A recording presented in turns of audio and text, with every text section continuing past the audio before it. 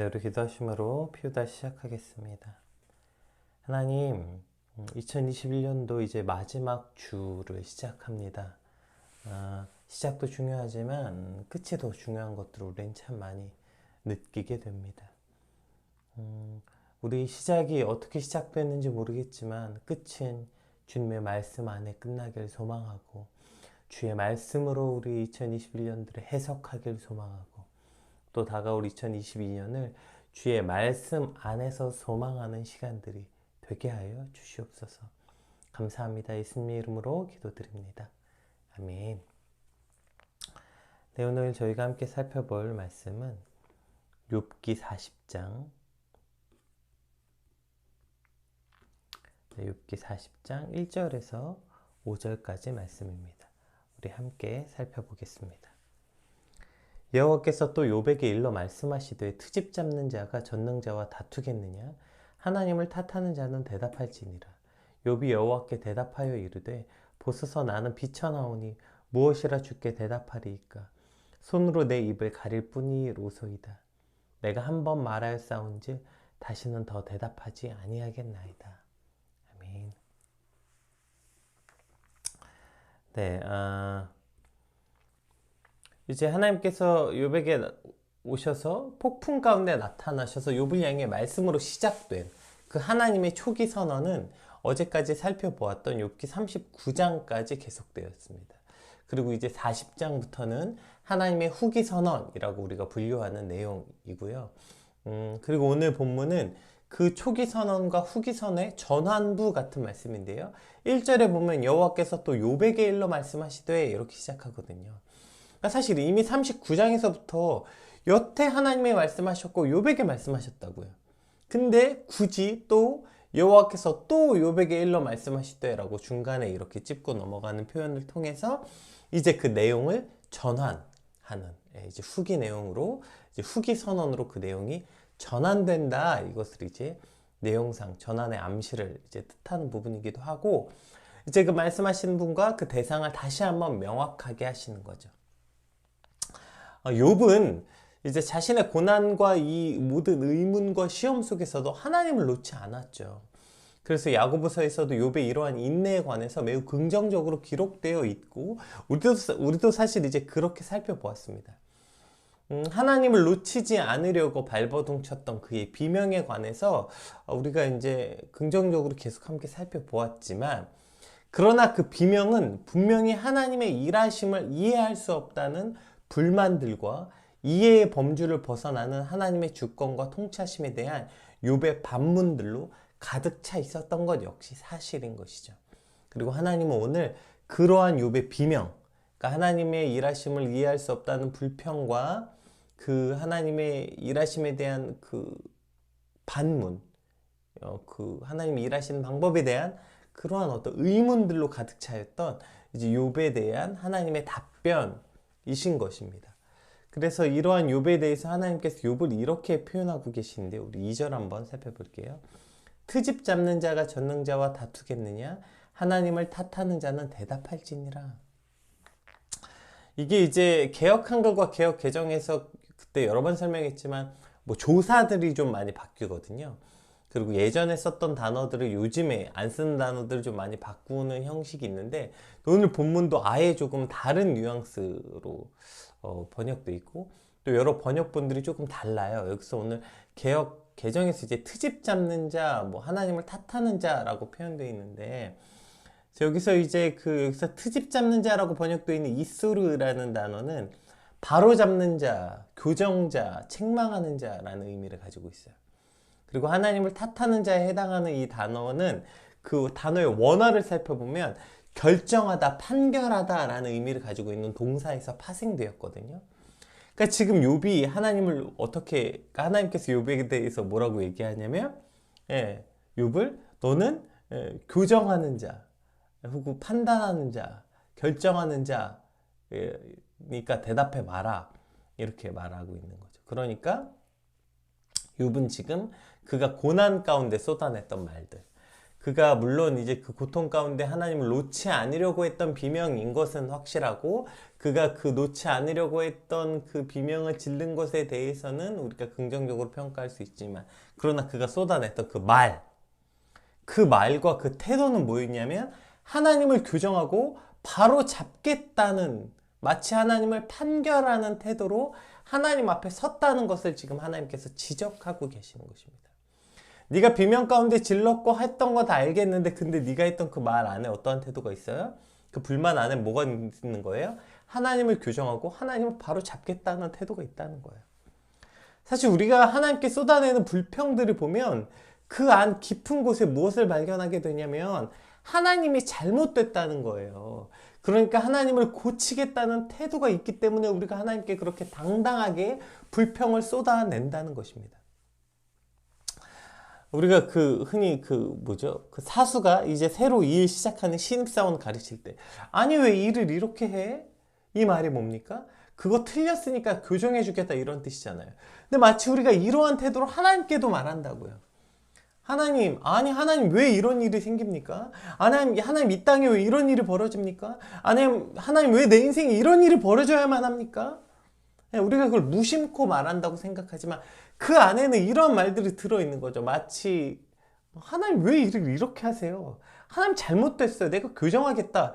이러한 태도로 하나님께 말하는 것이 바로 불평과 원망, 혹은 이러한 하나님이 하시는 일에 반문, 의문을 가지는 것이 정말 그냥 궁금하고 이해가 안 되는 정도, 이해가 안 돼서 물어보는 태도가 아니라 하나님 틀렸다는 것에 대한 우리의 어떤 마음의 태도에서부터 시작된다는 것이죠. 그래서 하나님 이렇게 말씀하고 있는 것입니다. 지금 초기 선언에 하나님 뭐라고 말씀하십니까? 계속해서 하나님이 누구신지, 하나님이 어떻게 일하시는 분인지 말씀하고 계시는 것이 바로 이러한 이유인 거죠. 내가 땅에 초석을 놓을 때, 내가 이 땅을 창조하고 전 우주를 창조하고 그것을 주관하고 천체와 기상을 하나님께서 주관하고 계시고 모든 생물들을 만들어 각각의 삶의 방식을 정해 운행하시는 그 하나님이시는 거, 내가 그 모든 것을 운행하고 만들 때 너 어디 있었냐? 너 과연 이것 중에 한 개라도 대답할 수 있겠느냐? 이것도 지금 하나님께서 말씀하고 있는 거죠. 그런 하나님께 지금 우리가 하나님을 교정하겠다, 하나님을 바로잡겠다, 이렇게 욥이 나섰다는 태도를 지금 하나님께서는 역으로 질문하시면서 욥의 그 어리석음을 지적하고 있는 거죠. 여러분, 우리가 하나님을 고칠 수 있습니까? 일단 위치로 창조주이신 하나님과 피조물인 우리가, 어떻게 피조물인 우리가 하나님을 과연 고치겠다라고 우리가 그럴 자격이 됩니까? 당연히 안 되죠. 그러니까 우리가 시편에 그렇게 고백하는 거 아니에요? 주는 토기장이시고 나는 진흙. 아니 어떻게 토기장이 앞에 진흙이 내가 왜 이런 모양인지, 왜 나는 이런 재질인지 말할 수 있겠느냐 라고 묻는 거죠. 일단 자격으로도 당연히 말이 안 됩니다. 창조주이신 하나님 앞에 피조물인 우리가 하나님을 과연 틀렸다, 교정하겠다, 자격으로도 이거는 말도 안 되는 일이죠. 능력으로는 어떻습니까? 능력으로도 말이 안 되죠. 하나님이 전능자이시고 우리는 그냥 하다못해 뭐 요만한 능력도 없는, 능력으로도 당연히 불가능한 것입니다. 하나님을 고칠 수 있다는 것. 당연히 얼등한 능력을 가진 사람이 능력 없는 사람을 고치는 것이죠. 당연히 능력으로도 불가능하죠. 자, 그런데 자격과 능력을 떠나서 그 내용만 살펴보자고요. 그럼 그 내용만 살펴보더라도 과연 우리가 하나님을 고칠 수 있습니까? 하나님을 고치려면 하나님이 틀려야 되는 거거든요. 그렇죠? 우리가 뭔가 고친다는 건 틀렸다는 얘기잖아요. 정말 그 내용만 객관적으로 살펴보더라도 하나님이 틀렸냐는 것입니다. 정말 하나님이 틀려서 내가 지금 하나님을 고치겠다고 하는 걸까요? 그래요. 자격 다 떠나고, 우리가 흔히 말해서 계급장 띄고, 능력 다 떠나서, 그거 다 떠나서 한번 보자고요. 그렇다 하더라도 정말 하나님이 틀렸기 때문에 내가 하나님을 고치겠다고 말하는 것인가? 욥이 지금 그렇게 지금 내가 당하는 고난이 부당하다고 말하는 이것들이요. 이것들에 대해서도 우리가 한번 살펴보자는 것입니다. 얼마 전에 아내와 이런 얘기를 나눈 적이 있어요. 이제 아내가 그 또래 유부녀들과 대화를 나누는데 아마 이제 그 대화를 나눴던 사람들이 아내와 다 비슷한 또래들, 아기 키우는 엄마들이다 보니까 뭐 이런저런 얘기하다가 이제 남편 얘기들이 나왔나 봐요. 남편들 얘기를 하다가 아, 남편들은 왜 이렇게 답답하냐, 뭘 하나 해도 이렇게 똑부러지지 못하냐, 그러니까 잔소리할 수밖에 없지 않냐, 이렇게 막 그런 얘기들을 막 했다는 거예요. 그래서 이제 아, 왜 이렇게 남편들은 답답해? 저한테 이제 이렇게 그냥 장난처럼 물어봤어요. 그래서 이제 그 사실 맞죠. 남편들이 이제 다 조금씩 모자라죠. 그래서 왜 그런 말 있잖아요. 아들 하나 있는 집에서도 우리 집은 아들이 하나가 아니라 둘이 다, 하나는 아들이고 하나는 남편이다. 이런 말이 맞고, 남편들이 좀 일하는 게 똑부러지지 못하고 답답한 것들이 사실은 맞습니다.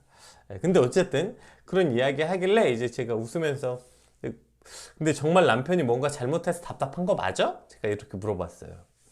그러니까 사실 대부분의 아내들이, 남편들이 답답하다고 느끼는 지점들은 실제 남편이 뭔가 잘못하거나 실제 뭔가 모자랄 때 답답하다고 느끼는 것이 아니라 내 방식이 옳다는 확신에서 그렇게 답답함을 느끼는 거 아니야? 라고 제가 이제 물어봤어요. 그러니까 사실 대부분 아내들이 남편이 답답해. 아우, 왜 이렇게 남편들이 답답하냐? 남자들은 왜 이렇게 답답해? 아우, 그거 하나 똑바로 못해. 라고 답답하다고 똑바로 못해. 라고 말할 때 똑바로가 실제 남편이 잘못해서인 경우도 물론 많습니다. 네. 근데 대부분 계속 남편들은 주로 답답하잖아 라고 말하는 그 근간에는 뭐가 들어있는 거냐면 실제 남편이 뭔가 모자라고 틀려서가 아니라 내 마음대로 하지 않아서 답답한 거야. 그러니까 내 마음대로 되지 않아서 내가 원하는 방식대로 하지 않았기 때문에 답답함을 느낀다고요. 그럼 실제 그럼 아내가 원하는 그 방식이 실제 옳으냐? 라고 묻는다면 그건 또 다른 문제다. 이런 얘기를 제가 아내하고 이제 얘기한 적이 있어요. 그래서 아내가 이제 그럼 뭐 그런가 보다 하고 넘어가고, 얼마 전에 이제 아내가 또 다른 친구들하고 이제 또 다른 사람하고 이 이야기를 하면서 아, 내가 사실 이렇게 이제 그런 얘기를 이제 오빠한테 했는데 오빠가 이렇게 말했는데 할 말이 없더라. 내가 깊게 생각해 봤더니 실제 그렇더라. 진짜 남편이 하는 방식이 잘못되는 건 둘째치고 그 근간에는 내 마음대로 하지 않아서 답답하고 내 마음대로 되지 않아서 답답하다고 말하는 게 대부분이더라. 이제 아내가 이렇게 말을 하는 걸 제가 이제 들었어요. 네, 이렇게 개떡같이 말해도 찰떡같이 알아듣는 아내가 있어서 참 감사하죠. 그리고 아까 말했듯이 남편들이 실제로 답답한 경우도 많습니다. 네. 그런데 그 근간 안에 이러한 마음이 있다는 거죠. 그러니까 결국에는 우리가 누군가를 답답해 느끼고 그 사람에게 잔소리를 쏟아내고 싶어하는 마음들은 뭐가 있어요? 너 틀렸고 내가 옳고 내 마음대로 하지 않았다는 거예요. 내가 원하는 방식대로 해주지 않았기 때문에 답답하다고 지금 말하는 거죠. 지금 오늘 욥이 하나님을 향해서 하나님이 틀렸다, 하나님을 교정하겠다라고 지금 말하는 이유, 하나님께 불평을 쏟아내는 이유도 사실은 여기 있는 거 아닙니까? 하나님이 내 마음대로 되지 않아서, 하나님이 내 마음대로 해주지 않아서. 여러분, 이것 때문에 지금 욥이 하나님을 고치겠다고 말하는 거예요. 결국 여러분, 우리가 하나님을 향해 불평과 원망과 의문들, 하나님이 일하시는 방법들에 대한 의문, 왜 이렇게 일하시지? 하나님 왜 그렇게 하지? 의문들을 우리가 많이 제시하는 이유도 여기 있는 거예요. 실제 하나님이 일하시는 게 틀렸거나 실제 하나님이 일하시는 게 잘못돼서가 아니라 내 마음대로 하나님이 되지 않아서, 내 마음대로 하나님이 해주지 않아서. 그래서 사실 우리의 많은 불평과 원망도 여기서부터 시작되는 거 아닙니까? 여러분, 하나님이 하나님 되시려면 하나님은 내 마음대로 되지 않아야 하나님이신 거예요. 이해가 되세요? 하나님이 하나님이시려면 하나님이 내 이해의 범주를 벗어나서 일하시는 분이어야 그분은 하나님이 되시는 것이지, 만약에 하나님이 내 마음대로 내 이해의 범주 안에서 내 마음대로 일하시는 분이면 여러분, 하나님은 하나님이실 수 없는 거예요. 내 친구죠, 그냥. 그러나 우리가 하나님을 하나님으로 신뢰하고 하나님을 하나님으로 믿을 수 있는 방식은 하나님이 하나님이시기 때문입니다. 하나님이 하나님이시란 말은 하나님은 절대로 내 마음대로 되지 않아야 하는 것이죠. 하나님이 감히 내 생각과 내 이해의 방식대로 일하지 않으셔야 하나님은 하나님이 되실 수 있는 것입니다. 근데 욥이 지금 하나님께 와서 이렇게 쏟아내는 거죠. 트집 잡는 자, 하나님을 탓하는 자, 그것이 바로 욥이었다는 거예요.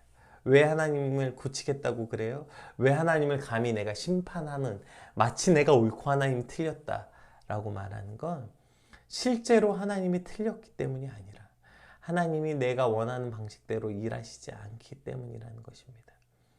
오늘 우리의 불평과 불만은 무엇입니까? 오늘 우리가 하나님을 향해 갖고 있는 의문들은 무엇입니까? 정말 하나님 이해되지 않아서입니까? 내용상, 아까 얘기했잖아요. 자격상은 말도 안 되고, 물론. 능력상으로도 말도 안 되고, 이거 다 그러니까 계급장 띄고, 욥이 계속 했던 말이잖아요. 하나님 이거 계급장 띄고, 나와서 대화 좀 변론해보자. 욥이 계속 말했잖아. 하나님 변론해보자. 하나님 대답하셔라. 하나님 왜 침묵하시냐? 하나님 대답하셔라. 하나님 드디어 대답하시는 거예요. 자, 이제 네 대답해보라는 거예요. 나를 고치겠다고 지금 드는 너, 대답해봐라. 나를 심판하겠다고 지금 말하는 너, 대답해보라는 것입니다.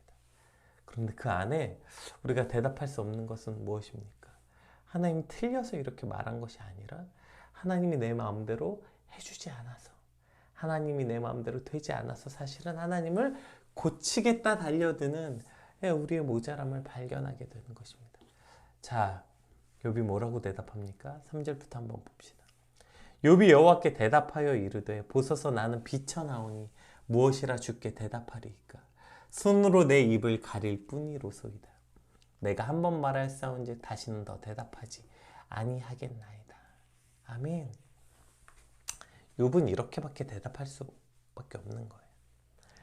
그가 그동안 그렇게 하나님께 와서 하나님 나랑 변론해보자, 하나님 내게 얘기해보세요, 하나님 이렇게 하세요, 그렇게 수없이 막 해놓고 이제 하나님께서 딱 등장하시니까 그렇게 그동안 친구들하고 얼마나 말 잘했습니까? 얼마나 친구들이 논쟁에서도 한 번도 지지 않았고 막 그동안 그렇게 하나님께서부터 막 하나님도 한번 나에게 변론할 기회만 주신다면 내가 자신 있게 하나님께 답변할 것이다. 그렇게 말했던 욥이 실제 하나님을 만나니까 어떻게 돼요? 자신의 무지함을 발견하고 자신의 피조물로서 한계를 하나님 앞에서 인정할 수밖에 없는 것이죠. 여기서 이제 미천하다라고 말하는 건 전혀 무가치하다 혹은 하잘 것 없다 이런 뜻이거든요. 욥은 비로소 하나님 앞에 섰을 때 자신이 얼마나 미천한 존재인지, 그동안 자기의 의의를 말하고 지혜를 말하였지만 그것이 하나님의 질문 앞에서 자기가 얼마나 미천한지 그저 자신의 손으로 입을 가릴 뿐이다 라고 말할 수밖에 없는 것이죠. 이것이 하나님 앞에 선 자들이라는 것입니다. 이걸 거꾸로 뒤집어 보면 이렇게 말할 수 있는 것 같아요. 왜 욥은 이렇게 하나님께 여태까지 불평하였는가? 왜 욥은 여태까지 하나님께 이렇게 말했는가? 하나님을 만나지 못했기 때문이구나. 욥이 그동안, 그러니까 여기서 말하는 하나님 안에서, 그러니까 하나님 안에서 욥이 말하지 않았구나. 물론 이제 그때는 하나님이 이제 욥을 그 시험 가운데 두시려고 욥에게 나타나지 않은 욥이 하나님과의 단절의 고통을 겪었던 것이 사실이죠. 그래서 욥이 이렇게 말을 쏟아낸 거구나. 그러나 우리가 하나님과 연결되어서 하나님 안에서 말하기 시작하고 하나님과 연결되기 시작하는 순간 우리는 하나님의 하나님이심을 알게 되고 나의 나됨을 알게 되는 거죠. 그래서 하나님 앞에서 우리가 이렇게밖에 대답할 수 없는 것입니다. 그 전능자이신 하나님, 그 하나님 앞에 내가 감히 그 하나님을 교정하겠다고, 하나님을 바로잡겠다고, 하나님 왜 이렇게 말하시냐고 말했다고 스스로를 깨닫게 되는 것입니다. 즉 우리가 하나님을 만나게 될 때 하나님의 하나님 되심을 볼 수 있고 나의 나됨을 깨달을 수 있게 되는 것입니다. 마치 자녀들이 그런 순간들 있잖아요. 어릴 때는 마치 부모님이 되게 잘못한 것 같아. 뭘 해도 다 부모님이 잘못했대. 뭘 해도 다 엄마 아빠 탓이래. 나 이거 이렇게 못해준 엄마 아빠고 뒷바라지 못해준 엄마 아빠고 심지어 지 살찐 것도 다 엄마 아빠 탓이죠. 그쵸? 왜 그러게 먹을 걸 줘가지고. 말입니까 이게? 자기 공부 못한 것도. 그러니까 그때 때려서라도 말을 했어야지. 때려서라도 나를 가르쳤어야지. 뭐만 하면 다 부모님 탓이래요. 그러나 그 자녀가 성숙하고 부모님 심지어 돌아가시거나 이러면 그제서야 알게 되는 거 아닙니까? 내가 얼마나 철없는 말들을 쏟아냈는지, 잘못된 건 부모님이 아니라 나였다는 걸 뼈저리게 알게 되는 거 아니에요. 잘못된 건 나였다는 걸 인정할 수밖에 없는 거 아니에요. 여러분, 우리가 왜 그렇게 허망한 말들을 하나님 앞에 쏟아냅니까? 첫째로 우리가 하나님을 고치겠다, 하나님이 잘못됐다, 내 마음대로 되지 않는 하나님에 대해서 하나님이 내 마음대로 되지 않는다고 느끼기 때문이고, 궁극적으로는 우리가 하나님 안에 거하고 있지 않기 때문입니다. 하나님과 깊은 교제 안에 있지 않기 때문에 이러한 허망한 말들을 쏟아내고 있는 것입니다. 우리가 하나님과 오늘 연결되어서 하나님과 깊은 교제 가운데 있죠. 우리가 할 일은 이거 하나밖에 없습니다. 보소서 나는 비쳐나오니 내가 무엇이라 주께 대답하리이까. 그저 내 입으로 손을 가리고 주여 나는 비천한 존재입니다. 주님 나는 비천한 존재입니다. 수많은 사람들이 하나님의 영광 앞에 주여 나를 떠나소서 베드로가 말했던 것처럼 주여 나는 비천한 존재입니다. 내가 무엇이라 감히 주께 대답하겠습니까? 이것이 우리가 하나님을 만나고 하나님 안에 거하게 될 때 우리가 취할 수 있는 유일한 태도라는 것입니다. 왜 그렇게 수많은 불평을 쏟아냅니까? 왜 그렇게 수많은 불만들과 의문들을 제기합니까? 제가 얼마 전에 어떤 한 친구하고 대화를 나누다가 그러한 이야기 했어요. 그 친구가 사실 저는 하나님이 왜 이러시는지 아직도 이해할 수 없습니다. 왜 저는 하나님이 이렇게 말씀하시는지, 왜 내게 이런 일을 베풀으시는지 모르겠습니다. 근데 그 카톡이 이제 계속 길어져가지고 제가 중간에 이렇게 말했어요. 그러니까 우리 이제 말은 그만하고 이제는 하나님께 기도하자. 이런 말을 한 적이 있어요. 근데 마치 오늘 이 말씀이 그런 것 같아요. 이제 말은 그만하고 그 허망한 말들은 이제 그만하고 하나님 앞에 나와라. 하나님을 만나라. 하나님을 만나면 해결된다는 것이죠. 우리가 어저께 그 토요일 날 본문이었죠. 그 예수님의 나심에 대해서 말할 때 그 빌립이 말하죠. 나다나엘에게 우리가 메시아를 만났다. 그랬더니 나다나엘이 뭐라고 말합니까? 야, 어떻게 나사렛에서 선한 것이 날 수 있느냐? 야, 어떻게 나사렛에서 선한 것이 나냐? 이때 빌립이 뭐라고 말합니까? 와 보라. 와서 보라. 보지 않고 네가 하나님 예수님을 만나지 않았기 때문에 그러한 허망한 말들을 쏟아냈는데 예수님 만난 순간 해결되죠. 딱 나다나엘이 예수님을 만난 순간 뭐라고 합니까? 그분이 참 그리스도이신 걸 알 수밖에 없고 그분 발 앞에 엎드려 경배할 수밖에 없는 거 아닙니까? 우리가 여전히 주변인으로, 우리가 신앙인으로 정말 예수님을 믿고 예수님을 안다고 말하면서 하나님과 깊은 관계, 그 깊은 관계 안으로 들어와서 오늘 하나님과 만나지 못했기 때문에 주변인으로 남아서 계속 말만 쏟아내는 거야. 하나님이 이런 분, 하나님 저런 분. 주변인으로 지금 욥도 그렇고 욥의 친구들도 그렇고 하나님이 이런 분이다 저런 분이다 계속 허망한 말들만 쏟아냈다가 오늘 하나님을 딱 만난 거예요.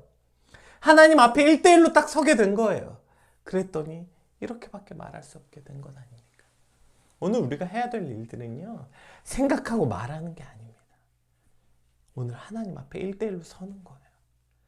이제 여러분 2021년이 한 주밖에 남지 않았어요. 여전히 그런데 여러분 그 주변인으로 서서 말만 쏟아내실 겁니까? 여전히 주변인으로 서서 하나님 2021년도 이런 걸 저런 걸 했네 저랬네 말만 쏟아내지 마시고 오늘 하나님 앞에 1대1로 서야 하는 것입니다. 오늘 여러분이 여러분의 시간과 정성과 마음을 내어놓고 하나님 앞에 서는 시간을 가져야 돼요. 그렇게 하나님과 1대1로 서서 하나님을 만나는 시간, 하나님 안에서 하나님께 대답하는 시간, 오늘 우리가 그래야 하나님을 만날 때 그 모든 의문이 사라지게 되는 것입니다. 감히 하나님 앞에 서서 하나님을 교정하려는 그 생각이 변화되게 되는 것입니다. 오늘 말씀 붙잡고 함께 기도할 때 하나님, 이 시간이 내가 오늘 하나님 앞에 서는 시간이 되게 하여 주시옵소서. 내가 주변인으로 남아 이러쿵저러쿵 떠드는 것이 아니라 오늘 하나님 앞에 1대1로 서서 하나님을 만나는 시간, 그 하나님의 깊은 임재 가운데 나아가는 시간이 되게 하시고 그 시간이 내 삶에 없다면 주님 그것을 갈망하고 하나님 앞에 서는 시간을 갖도록 우리가 남은 시간 온 힘을 다해 남은 2021년도에 남은 며칠을 거기에 우리가 최선을 다하는 시간들이 되게 하여 주시옵소서. 우리 같이 받은 말씀 놓고 같이 기도하겠습니다. 기도합시다.